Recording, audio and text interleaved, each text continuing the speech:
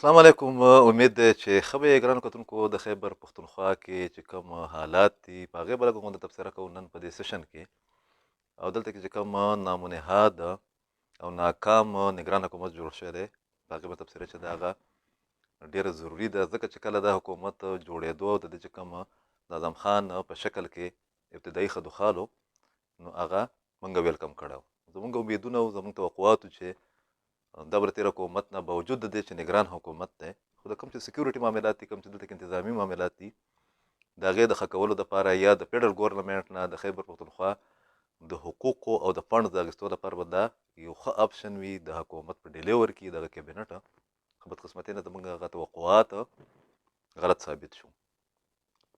د دې ټول نه غټ ثبوت دا دی چې یو وزیر خوشدل خان چې هغه کوم اخیستی و هغه حلف هم اوچت کړی و. ډېر ورځې پته ولګېده وزیر اعلی صاحب ته او گورنر صاحب ته او زمونږ متعلقه ادارو ته چې هغه سرکاري ملازم دی او هغه یې بیا ډینوټیفای کړو. ستاسو د خپل تیاری دا دی چې تاسو یو شریف سړی چې کوم دی چې د هغه ډېر کنټریبیوشن دی په سیول سروسز کې، هغه په میلیټنسي او په پیس ریلیونټ ایشوز باندې ډېر زیات پوهېږي. هغه خلکو نه مبارکیانې هم واخیستې، د هغه فیملي هم خوشحاله شوې وه. تاسو ډینوټیفای کړو، هغه وستلی دی پېښور های کورټ ته. بیا دغه حکومت چې کوم کابینټ جوړ کو، وروسته دا پته ولګېده چې کابینټ چې دی هغه د مختلفو پارټو له لږ لږ حصه ورکړې ده، خو عملاً یې د نگران سیټ اپ کې د جی واي د مولانا عبدالرحمن صاحب او د غلام علي صاحب د گورنر صاحب او اکرم دراني صاحب سابقه چې کوم اپوزیشن لیډر و د خیبر پښتونخوا اسمبلی، دغه چې کومه ټرای کې ده چې دوی رشته داران هم دي، د هغو یاران، د هغو دوستان او د هغو چې کوم احباب دي، کچن کیبنټ جو ته موږ وایو، دا بیسیکلي په هغو باندې مشتمله یو حکومت دی. د کارکردګۍ یا د وزارتونو تقسیم اندازه تاسو دې نه ولګوئ چې دغه حکومت باوجود د دې تر څه پورې ترجمان نشته، سپوکسمین، وزیر اطلاعات، مشیر اطلاعات، چې میډیا ته، مین سټریم میډیا ته په ډیلی بیسس باندې د خیبر پښتونخوا د حکومت موقف چې دی هغه په کار وي. څومره شاندار حکومت دی، څومره کامیاب حکومت دی، د دې اندازه دې نه ولګوئ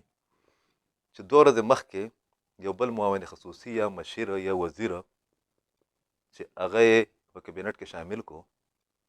وزیر اعلی صاحب ته وروسته دا پته ولګېده چې دا د خیبر پښتونخوا سره تعلق نه لري، دا بل څوک دی. वो چې मुझे ला इलम रखा गया था मुझे बताया नहीं गया था. د دې نه تاسو اندازه ولګوئ چې یو جنګ زده صوبه، یو انتظامي بدحالۍ سره ښکار صوبه، د اقتصادي تباهۍ سره دوچار صوبه، د هغې حکمرانان چې دي هغه نن څوک دي. یو لیست راغی د مختلفو ادارو او محکمو طرف نه چې تقریبا 80 چې کوم بیروکراسي افسران دي، په هغې کې کمیشنرز هم وو، په هغې کې ډي پي اوز هم وو، په هغې کې ډیپټي سیکرټریز هم وو، په هغې کې نور خلک پکې هم وو. هغه یې ټرانسفر کړي، ټرانسفر پوسټینګ شو. ویل دا چې دا د آزادانه او منصفانه انتخاباتو د انعقاد دپاره دا کېږي. وروسته پته ولګېده چې کوم د اکرم دراني صاحب کور دی په حیات آباد کې، هلته کې باقاعده چې دي کچھ لے کر کچھ دے کر فون کرا کے فون کر کے هلته کې خپل افسران چې کوم دي هغه یې اکمډیټ کړي دي، او بیا په ډېره غټه پیمانه باندې د سفارش نه علاوه د نورو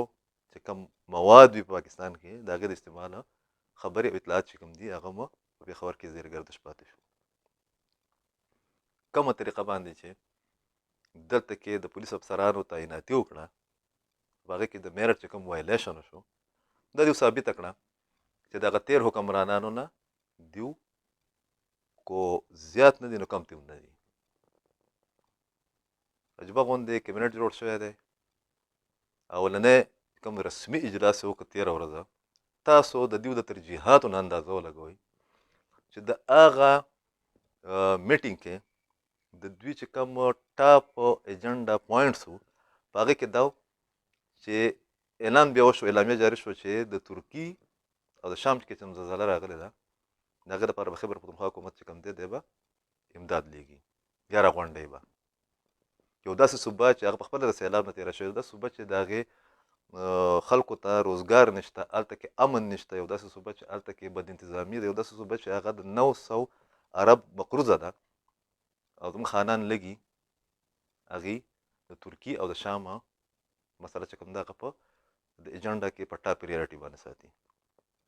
په کومه طریقه باندې چې جی وای دغه پوره نگران حکومت نه صرف دا هایجیک کو بلکې بدنامي کو او متنازعه کو. د هغې مثال موږ ته په ماضي قریب کې یا په ماضي بعید کې په نظر نه راځي. یو ځل بیا ثابته شوه چې دا صوبه چې ده دا د سیاستدانانو دپاره، د حکمرانانو دپاره، د وزیرانو دپاره، د بیروکراسي دپاره په دې حالت جنگ کې باوجوده چې هم د دې حکومت په موجودګۍ کې د 100 نه زیات کسان چې کوم دي د پېښور په حمله کې هغه شهیدان شوي، په ډیلي بیسس باندې دلته کې حملې کېږي، په ډیلي بیسس باندې دلته کې واقعیات کېږي، بد انتظامیانې کېږي او هغې یو طرف ته جشن مناوهي وزیران صاحبان، نو بل طرف ته د هغو په ترجیحاتو کې د صوبې چې کومې خپلې مسلې دي هغه شامل نه دي. اوس هم وخت دی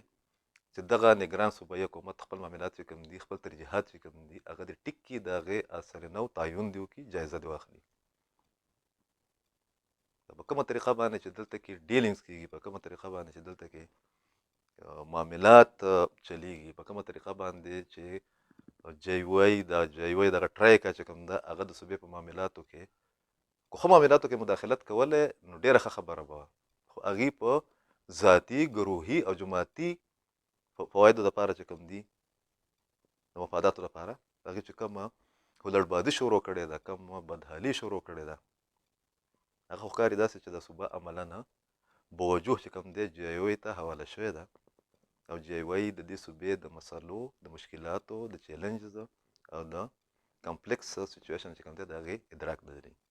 پکار ده چې هغه پارټیان چې هغه په دې کې شامل دي په دې حکومت کې، کو هغې نور نشي کولی احتجاج نشي کولی، خپل وزیران یا خپل حامیان چې کوم دي هغه وډرا کولی نشي، نو کم از کم د پی ډي ایم د پلیټفارم یا د اتحادیانو د پلیټفارم د لارې دی د جی وای او دغه کوم ټرایکا چې کوم ده د دوی چې کوم اقدامات دي د هغې نوټس والي یا د هغې تپوس وکړي. ډېره مننه.